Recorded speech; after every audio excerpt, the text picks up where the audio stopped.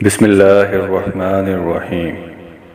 شروع اللہ کے نام سے جو بڑا مہربان اور نہایت رحم والا ہے۔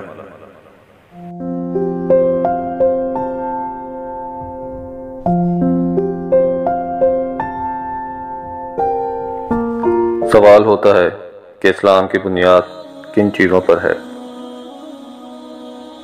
جواب: قال رسول اللہ صلی اللہ علیہ وسلم، اسلام کی بنیاد 5 چیزوں پر ہے۔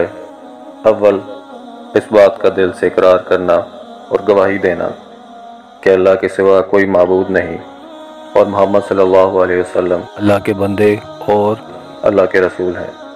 دوم، پابندی کے ساتھ نماز پڑھنا، صوم، زکوٰۃ دینا، چہارم، حج کرنا، پنجم، رمضان کے روزے رکھنا۔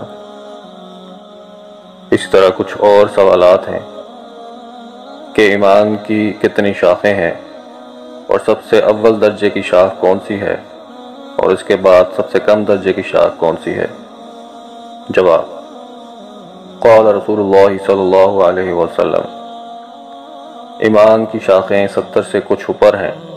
ان میں سب سے اعلیٰ درجے کی شاخ زبان اور دل سے اس بات کا اقرار اور اعتراف ہے کہ اللہ کے سوا کوئی معبود نہیں، اور سب سے کم درجے کی شاخ کسی تکلیف دینے والی چیز کا راستے سے ہٹا دینا ہے۔ نیز شرم و حیا بھی ایمان کی ایک شاخ ہے۔